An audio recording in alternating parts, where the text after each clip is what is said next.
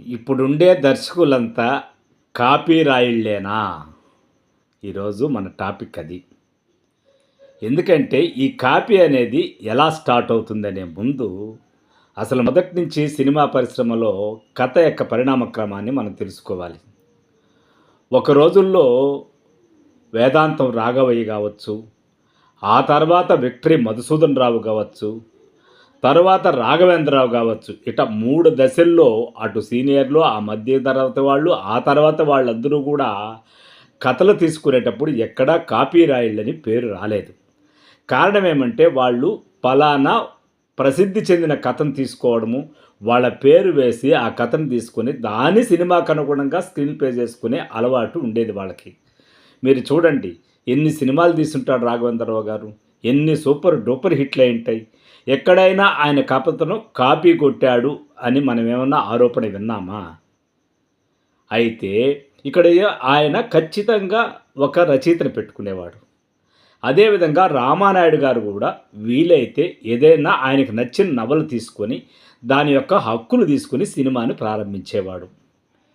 అయితే ఇలా ఆ సీనియర్ దర్శకులు, నిర్మాతలు చేసే క్రమంలో ఒకే ఒక్కడు దాసనారాయణరావు గారు కథ, మాటలు, పాటలు, దర్శకత్వము, screenplay A to Z ఆయన నిర్వహించే క్రమం వచ్చినప్పుడు మాత్రము ఈ ఆరోపణలు ప్రారంభమైనాయి.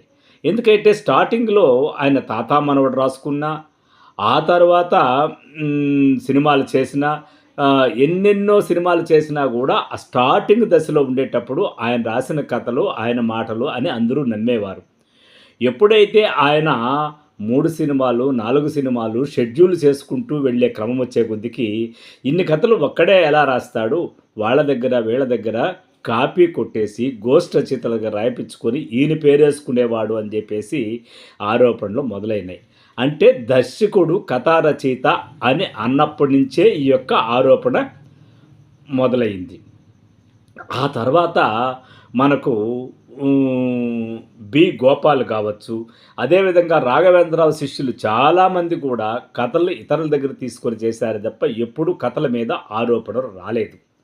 ఇది ప్రధాన సమస్యగా ఎక్కడొచ్చిందంటే, ఒక ఉదాహరణకి ఫేమస్ డైరెక్టర్ రాజమౌళి గారు ఉన్నారు. రాజమౌళి వాళ్ళ నాన్న ప్రముఖమైన కథకుడని పేరు. ఆయన డైరెక్ట్‌గా చెప్పేవాడు. నేను పలానా కథని ఈ విధంగా మార్చుకున్నాను. పలానా కథని ఈ విధంగా చేశాను. అంతెందుకు 'పసివాడు ప్రాణం' సినిమానే తిరగేసి సినిమా తీశాను హిందీలో సల్మాన్ ఖాన్‌తో. అది సూపర్ డూపర్ హిట్ అయింది అన్నాడు. ఎక్కడ మొహమాటం లేదు, దాచుకోలేదు, నేను కాపీ కొట్టానని కూడా చెప్పలేదు. అదేవిధంగా 'బాహుబలికి' కూడా అసలు రాజమౌళి దర్శకుడు అనేవాడు ఒకటి అడిగిన తర్వాత ఈ పద్ధతిలో నాకు కావాలి కథ అంటే ఎక్కడో ఉన్నట్టు ఒక ఇన్సిడెంట్ తీసుకొని ఈ విధంగా అనుకుంటానని కట్టప్ప క్యారెక్టర్ని ఫస్ట్ క్రియేట్ చేశాడు అంటారు. ఆ విధంగా 1 బై 1 పెంచుకుంటూ ఆ కథని ఒక భారీ చిత్రంగా తీసుకుంటూ ఒక జానపదంగా తయారు చేసుకున్నాడు రాజమౌళి. ఇందులో రచయిత పాత్ర ఎంతుందో దర్శకుడి పాత్ర కూడా అంతే ఉంది. అయితే ఆ తర్వాత రాను రాను సినిమా పరిశ్రమ ఏమైంది? పూర్తిగా రచయిత అనేవాడే లేకుండా దర్శకుడే రచయిత అయ్యే క్రమం ప్రారంభమైంది. ఎప్పుడైతే దర్శకుడే రచయిత అయ్యే ప్రారంభమయిందో అప్పుడు ఆటోమేటిక్‌గా ఎంతోమంది కుర్రాళ్ళు సినిమా మీద మోజుండేవాళ్ళు ఆ దర్శకుల్ని కలవడం అనేది జరిగేది. అప్పుడు వాళ్ళు కొన్ని ఇంట్రెస్టింగ్ పాయింట్లు చెప్పేవాళ్ళు. కొందరికి ఆ ఇంట్రెస్టింగ్ పాయింట్ నచ్చితే దాన్ని డెవలప్ చేసుకునేవాళ్ళు. ఇప్పుడు ఎట్లయితే మనము ఇంతకు ముందు రోజుల్లో ఒక రచయిత ఎక్కడో ఒక చిన్న కథ తటస్థిస్తే దాన్ని తీసుకొని డెవలప్ చేసుకునేవాళ్ళు. అది తప్పు కూడా కాదు. అంతెందుకు, పాత సినిమా 'మల్లేశ్వరి' చూస్తే అది ఎక్కడో ఒక గుడి దగ్గరికి పోతే బిఎన్ రెడ్డి గారు బిఎన్ రెడ్డి గారు ఒక గుడి దగ్గరికి పోతే అక్కడ ఆయన కలిగినటువంటి ఇన్స్పిరేషన్‌తో కథా రచయితకి చెప్పి కథను తయారు చేసుకున్నాడు. ఇక్కడ పూర్తిగా ట్రెండ్ మారిపోయింది. ఎందుకంటే దర్శకుడు అనేవాడే పూర్తిగా కథ కూడా అతనే రాసుకోవడం అని మొదలుపెట్టిన తర్వాత చాలా వరకు ఈ ఆరోపణలు ఎదుర్కోవడం అనేది జరుగుతూ ఉంది. అంతెందుకు, అద్భుతమైన మాటల రచయిత త్రివిక్రమరావు శ్రీనివాస్ గారు ఎన్నో సినిమాలు కాపీ అన్నారు. అదేవిధంగా కొరటాల శివ దాదాపు మంచి కథా రచయిత, ఆల్రెడీ మాటలు రాసుకునేవాడు. ముందే సినిమా దర్శకుడు కాకముందు కూడా రచయిత అతను. అయినా కూడా 'ఆచార్య' సినిమాలో ఆయన ఆ ఆరోపణలు ఎదుర్కొన్నాడు. ఇక 'పుష్ప' గారు లేటెస్ట్‌గా సినిమా పుష్ప 2 కావచ్చు, పుష్ప 1 కావచ్చు. అసలు అలాంటి కథ సుకుమార్ అనే క్రియేటివ్ డైరెక్టర్‌కి వస్తుందని కూడా మనం ఊహించలేం. ఎక్కడో ఒక పాయింట్ ఎవరో ఒకరు చెప్పిన తర్వాత దాని ఇన్స్పిరేషన్ తీసుకోండొచ్చు. అదే మొన్న టీవీ నైన్‌లో ఆదినారాయణరావు ఎవరో ఉండేవంట. ఆయన్నే ఒకసారి సందర్భంలో అడిగినప్పుడు ఈ పాయింట్ చెప్పాడట. ఆ పాయింట్ చెప్పిన తర్వాత ఆయన టీమ్ వర్క్ అంతా చేసుంటాడు. మిగతా వాళ్ళంతా కలిసి ఉంటారు. డెవలప్‌మెంట్ జరుగుంటాది. ఈయన అంతలా మాత్రం టోటల్ కథ ఇవ్వలేదు ఈయన. ఒక ఐడియా చెప్పాడు. ఆ ఐడియా చాలా ఇంట్రెస్టింగ్‌గా ఉంది అనిపించింది. బహుశా ఈయనకి ఇయ్యాల్సిన గౌరవం ఇవ్వాలా అది వేరే విషయము. ఎందుకంటే ఆ క్రమంలో ఎంతోమంది వాళ్ళతో కలవడం వల్ల ఈయన అనేవాడు మరుగుతాడు. ఎందుకంటే అక్కడ టీం వర్క్‌లో వాళ్ళకొక స్కీమ్ ఉంటుందని ఆయనే చెప్పాడు. అలాంటి స్కీమ్‌లో వెళ్ళిపోయేటప్పుడు మిగతా వాళ్ళంతా కూడా దాన్ని గుర్తించలేని పరిస్థితిలో వచ్చినప్పుడు స్టేజ్ మీదకి పోయినప్పుడు ఇంకెవరో వర్కౌట్ చేసుకుంటారు. వాళ్ళ పేర్లొస్తాయి. స్టార్టింగ్ చేసి నిజాయితీగా ఉన్నోళ్ళ పేర్లు కూడా రాకపోవచ్చు. అంత మాత్రాన కథా చౌర్యం చేసినాడు దర్శకుడని, అంత మాత్రాన వీళ్ళ మోసం చేశాడని కూడా కాదు. ఎందుకంటే వాళ్ళు ఒక మాయా ప్రపంచంలో ఇరుక్కుపోయి ఉంటారు. వాళ్ళు స్టార్టింగ్‌లో కథకులుగానో, దర్శకులుగానో, క్రియేటర్స్‌గానో ఒక నిరూపించుకొని బయటొచ్చిన వాళ్ళే.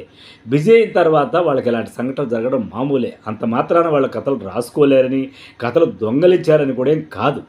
అయితే దురదృష్టం ఏమంటే అలాంటి పాయింట్లు తీసుకున్నప్పుడు కూడా పలానా వాళ్ళ దగ్గర నుంచి మనం పాయింట్ తీసుకున్నామని చెప్పడం అనేది ఒక ధర్మం. అయినా ఆ పరిస్థితులు ఎంతోమంది ఎన్నో రకాలుగా వస్తూ ఉంటారు కాబట్టి అది చెప్పే పరిస్థితి ఉండదు. అందుకే ఈ మధ్యలో మీరు చూసుంటారు ప్రీ రిలీజ్ ఫంక్షన్లలో అటు సుకుమార్ కావచ్చు, అటు త్రివిక్రమ్ శ్రీనివాసరావు కావచ్చు, కొరటాల శివ కావచ్చు, అదేవిధంగా రాజమౌళి తప్ప మిగతా వాళ్ళందరూ కూడా కథా సహకారంలో ఎవరెవరు వచ్చినారు, ఎవరెవరు సహాయం చేశారు, ఈ అసిస్టెంట్ దర్శకుడు ఏం చేశాడు, రచయిత ఏం చేశాడు, ఫలానా ఏం చేశాడు, వీళ్ళందరికీ క్రెడిట్ దక్కుతుందని చెప్పేసి స్టేజ్ మీద చెప్పిన సందర్భాలు ఇప్పుడు వచ్చినాయి. అదే రాఘవేంద్రరావు, దాసనరావు తీసేటప్పుడు ఈ టెక్నీషియన్స్కి ఈ నెక్స్ట్ ఉండే వర్షన్ వాళ్ళ ఎవరి పేర్లు వినిపించేవి కాదు. మంచి కథకుడు, మాటలు రాసినటువంటి వ్యక్తి, దర్శకుడు ఈ ముగ్గురు పేర్లే ఉండేవి. ఇక స్క్రీన్ ప్లే అనేది చాలామంది కృషి చేస్తే తప్ప ఒక స్క్రీన్ ప్లే తయారు కాదు. ఇప్పుడు ఉదాహరణకి జగదేక వీరుడు అతిలేక సుందరికి రాఘవేంద్రరావు ఒక లైన్ అనుకుంటే దాని సత్యానంద్ గారు, జంధ్యాల గారు ఇట్లా వాళ్ళంతా కలుసుకొని ఒక డెవలప్ చేసిన తర్వాత దానికి స్క్రీన్ ప్లే అని ఒక మెథడ్ అని యండమూరి వీరేంద్రనాథ్ రాశాడు అంటారు. అంటే వీళ్ళందరూ ఒక్కొక్క షేర్ చేసుకొని అంతా చేసి కమర్షియల్‌గా ఫైనల్‌గా దర్శకుడు యొక్క ఆలోచన ప్రకారమే సినిమాని తీస్తారు. అలా జరిగిందే తప్ప సుకుమార్‌కి పనైపోయిందనో, త్రివిక్రమ శ్రీనివాస్ దగ్గర సరుకు లేదనో, కొరటాల శివ అసలు రచయితే కాదనే మనం అనడానికి లేదు. ఎందుకంటే వాళ్ళు ఒక చట్టంలో ఇరుక్కుపోయి ఉంటారు. అక్కడ ఎంతోమంది కలుస్తూ ఉంటారు. వాళ్ళు ఇచ్చే పాయింట్లలో ఏదో ఒకటి తీసుకుంటారు. మనమేమనుకుంటాం ఫలానా పేరు వచ్చిన వాళ్ళ మీద మన కన్ను ఉంటుంది కాబట్టి వాళ్ళకి అసలు నాలెడ్జే లేదన్నట్టు మనం ఏదో ఇస్తే వాళ్ళేదో అద్భుతంగా తయారు చేస్తారు అనుకుంటాం కానీ కొంత ఇన్స్పిరేషన్ ఉంటుంది. అంతేందుకు న్యూస్ పేపర్లో ఏదో ఇన్సిడెంట్ చూసి ఏదో కథ రాసేటటువంటి వాళ్ళవి చాలామంది ఉంటారు. ఎక్కడ కూడా కథ అనేది టోటల్‌గా స్వకోపోల కల్పితంగా ఉండదు. ఈ ఎవరో ఒకరు మాట్లాడిన సందర్భంలో ఒక ఇన్సిడెంట్ వస్తది. ఒక ఇష్యూ వస్తది. ఇంకొక ఇన్సిడెంట్ జరుగుతాది. వీటన్నిటి మూలంలో ఎక్కడో అతనికి తట్టినటువంటి పాయింటు కొందరు కళా దర్శకత్వంగా అంటే సినిమాని నిజాయితీగా వ్యాపారపరంగా లేకుండా చేసే ఆలోచన వస్తుంది. కొందరికి సామాన్యమైన పాయింట్ కూడా కమర్షియల్‌గా ఎలా చేయాలన్న ఆలోచన వస్తుంది. ఆ దర్శకుడి యొక్క అభిరుచిని బట్టి, ఆ నిర్మాతల యొక్క పరిస్థితిని బట్టి ముఖ్యంగా ఇప్పుడైతే కమర్షియల్‌గా పక్కా ఆలోచన చేసే సినిమా భారీ బడ్జెట్ వ్యవహారం అయిపోయింది కాబట్టి ఎటువంటి మంచి కథ అయినా కమర్షియల్‌గా పోయేటప్పుడు ఈ రచయితలనే వాళ్ళు చాలామంది టీం వర్క్ చేయొచ్చు కానీ అంతలా మాత్రాన దర్శకుడికి అందులో భాగం లేదని, దర్శకుడు పూర్తిగా క్రియేటివ్ లేడని వాళ్ళ మీద ఆరోపించడం అనేది సహజంగా అది మంచి పరిణామం కాదు. ఎందుకంటే వాళ్ళు కూడా తీరికుంటే రాసుకోగలరు. కానీ ఒక ఇన్స్పిరేషన్ తీసుకుంటారు. అంతలా మాత్రాన వాళ్ళ కథా చౌర్యం ఉన్నట్టు వాళ్ళకి టాలెంట్ లేదని మనం ఎవరూ అనుకోకూడదు. కాకపోతే దర్శకులనేవాళ్ళు రచయితలుగా ఎవరు ఏ చిన్న సహకారిచ్చినా వాళ్ళకి కృతజ్ఞత చెప్పడం అనేది కనీస ధర్మం. అందులో కొందరికి చెప్తారు, కొందరికి చెప్పలేరు. మేజర్ పాయింట్ చెప్పినామని ప్రతి ఒక్కరూ ఫీల్ అవుతారు. ఇప్పుడు ఉదాహరణకి ఆదినారాయణరావు గారే ఈ ఎర్రచందనం మీద నేను ఒక పాయింట్ చెప్పాను సార్, ఇది ఇంతవరకు జరిగిన విషయం అన్నాడు. ఆయనే ఇసుక బాబయ్య గురించి కూడా చెప్పాడు. బహుశా ఇసుక గురించి చేద్దామా, ఎర్రచందనం గురించి చేద్దామని నిర్ణయించుకునే అధికారం ఎవరికి ఉంటుంది? దర్శకుడు ఉంటుంది. దర్శకుని విజన్ ఏమిటి? ఏ పాయింట్ ఎత్తుకుంటే మన జనాల్లోకి వెళ్తాము, అది మాసా క్లాసా అనేది మళ్ళీ వాళ్ళు కథను బట్టి నిర్ణయించుకుంటారు కానీ ఏ దర్శకుడు క్లాస్ గానో మాస్ గానో ఉండడు. ఏ కథ ఇప్పుడు మార్కెట్‌లో సేల్ అవుతుందనే దాన్ని ఒక గుడ్డి ధైర్యంతో, గుడ్డి నమ్మకంతో పోతారు. ఏం ఈ ఎర్రచందనం సంబంధించి సూపర్ డూపర్ హిట్ అవుతుందని ఆయనకేమి తెలిసి ఉండదు. ఆయన ఇదొక ప్రయోగంగా ఉంటుందనుకున్నాడు. నిర్మాతలు ఒప్పించాడు, తీశాడు. అదే దర్శకుడు ఏదో క్రియేటివ్ అనుకుని నేనొక్కడే నంబర్ 1 అనే మహేష్ బాబుతో చేసిన సినిమా వ్యక్తిగతంగా ఎంతో మందికి నచ్చింది. అయినా అట్టర్ ఫ్లాప్ అయింది. అంతెందుకు త్రివిక్రమ్ శ్రీనివాసరావు గారు 'కలేజా' అనే సినిమా తీశాడు. చాలామంది ఇప్పుడు టీవీలో విపరీతంగా చూస్తున్నారు. కమర్షియల్‌గా అది వర్కౌట్ కాల. ఈ విధంగా కథ అనేది ఎన్నో రూపాలు తీసుకొనొస్తుంది గానీ, అంతలా మాత్రం వీళ్ళు కథకులు లేరని కాదు. వాళ్ళే కథకులైపోవడం వల్ల వచ్చే ఈ ఆరోపణలు ఎదుర్కోవడం అనేది సాధారణమైంది. ఏదేమైనా ఎవరు ఏ చిన్న పాయింట్ చెప్పినా వాళ్ళకి ఆ భాగం ఇవ్వడం అనేది కోట్ల పెట్టుబడితో జరిగే సినిమా పరిశ్రమ కాబట్టి అందరూ ఆశిస్తారు. నేము, ఫేము, డబ్బు ఉండేటువంటి సినిమా కాబట్టి ప్రతి ఒక్కరికి దాని మీద కన్నుంటుంది కాబట్టి అందరినీ మరిచిపోకుండా కృతజ్ఞతా భావం ఉండడం అనేది దర్శకుడు దీర్ఘకాలము మంచి పేరుతో రాణించేదానికి అవకాశం ఉంటుంది. ఇదే దొరికిందే సాకు అన్నట్టుగా అప్పటికప్పుడు మరిచిపోతూ వస్తే ఒకటో రెండో ఫ్లూక్ హిట్లు కావచ్చు కానీ దర్శకుడు స్టాండర్డ్గా లాస్ట్ వరకు నిలబడే అవకాశం లేదు. ఇప్పుడు మనకెంతెందుకు దురదృష్టం ఏమంటే విజయ్ భాస్కర్ అని ఆయన మంచి అవగాహన ఉన్నటువంటి దర్శకుడు. త్రివిక్రమ్ శ్రీనివాస్ ఉన్నన్నాళ్ళే ఆయన హిట్ అయినాడు, ఆ తర్వాత హిట్ కాలేదంటే దానికి కారణాలు అనేకం ఉంటాయి. ఆ కారణాలని అర్థం చేసుకొని ముందుకు పోయే పరిస్థితిలో ఆయనకున్న బలం కావచ్చు, బలహీనత కావచ్చు, ఆ సిచ్యువేషన్ కావచ్చు జరిగిపోతే కానీ అందులో మాత్రం విజయ్ భాస్కర్ అనేవాడు పూర్తిగా దర్శకుడే కాదు. త్రివిక్రమ్ శ్రీనివాస్ ఇచ్చిన కథలు, మాటల వల్లే ఆయన హిట్ అయ్యాడు కరెక్ట్ కాదు. ప్రార్థన అనే సినిమా చేసి 10 ఏళ్ల తర్వాత కూడా సినిమా మీదనే అవగాహన చేసుకొని ఒక మంచి రచయిత కోసం ఎదురు చూశాడంటే విజనరీగా ఆయనకు ఒక ఐడియా ఉంది.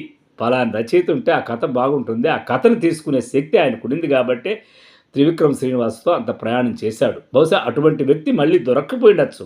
అంతలా మాత్రం విజయ్ భాస్కర్ గారికి టాలెంట్ లేదనో, ఆయనకు ఆ దర్శకుడే కాదని అనుకోవడం కూడా మన సంస్కారం కాదు. కాబట్టి ఎంతోమంది దర్శకులు కథలనేటివి వాళ్ళే రాసుకోవడంలో వచ్చే ఈ ఆరోపణలు ఇప్పుడు ఎక్కువైనాయి తప్ప అంతలా మాత్రం ఆ దర్శకులు క్రియేటివ్ లేదని కాదు. హిట్ అనేది ఎవరి చేతిలో ఉంది? హిట్టు ఫ్లాప్ అనేవి ఎవరి చేతుల్లో లేవు. ప్రతి ఒక్కరూ ఏ పాయింట్ తీసుకున్నా సూపర్ డూపర్ హిట్ అవుతుందని ఇది ఒక డిఫరెంట్‌గా ఉంటుందని ఆలోచిస్తారు. కానీ ప్రజల దగ్గరికి పోతే తప్ప తెలీదు.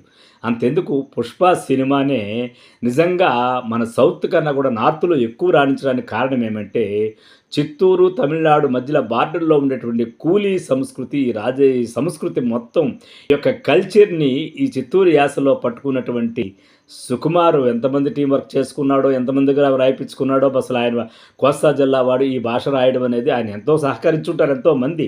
అది నార్త్‌లో ముఖ్యంగా బీహారు, కలకత్తా వరకు ఆ కల్చర్‌లో ఇది బాగా కనెక్ట్ కావడం వల్ల సౌత్ కన్నా నార్త్‌లోనే ఎక్కువ కలెక్ట్ చేసింది. ఇది ఒక సిరీస్ లాగా మళ్ళీ 'పుష్ప 3' వచ్చినా కూడా అంతే సక్సెస్ అయ్యే నెట్వర్క్ ఆ సినిమాకు ఉంది కాబట్టే హిట్ అయింది తప్ప అది సుకుమార్ గొప్పతనమో, రచయితలు ఎవరో ఇచ్చిన గొప్పతనమో కాదు. ఆ ఫ్లాట్ అలాంటిది. దాన్ని సక్రమంగా వాడుకున్నాడు. మీరు నిజంగా 'పుష్ప 1' గాని 2 గాని చూసినారంటే అసలు రాసినటువంటి మాటల్లో ఆ సాధారణత్వంలో ఎంతో లోతైన అర్థాలు బిగించి కమర్షియల్‌గా కూడా సక్సెస్ కాగలిగిన సుకుమార్ నిజంగా అభినందనీయుడు. లోపాలు వ్యక్తిగతంగా ఎన్నో కొన్ని ఉంటాయి గానీ అంతలా మాత్రాన వాళ్ళ మీద బురదేసేసి వాళ్ళకి టాలెంటే లేదనడం అనేది వాళ్ళ కష్టాన్ని అవమానించడమే అవుతుంది. కాబట్టి ఫ్రెండ్స్, కథని కాపీ కొట్టడం అనేది 99% జరగదు. ఎవరైనా వాళ్ళ కథని వాళ్ళకి క్రియేటివ్‌ని ప్రజెంట్ చేయాలనుకుంటారు గానీ ఎవరిదో కాపీ కొట్టి సినిమా చేయాలనుకునేవాడు క్రియేటర్‌కి అసలు తృప్తి కూడా ఉండదు కాబట్టి తను డెవలప్ చేసుకుంటాడు. ఇన్స్పిరేషన్ ఉండొచ్చు. అంత మాత్రాన అతను కథకుడు కాదని, అతను దర్శకుడు కాదు అనడం మన సంస్కారం కాదు. కాకపోతే వాళ్ళు మళ్ళీ చెప్పడం ఏమంటే వాళ్ళకి బాగా షేర్ చేసినటువంటి వాళ్ళ అభిప్రాయాలందరినీ గౌరవించడం వాళ్ళ బాధ్యత. అది వాళ్ళ సంస్కారం. Thank you. విశ్వనాథ్ రెడ్డి.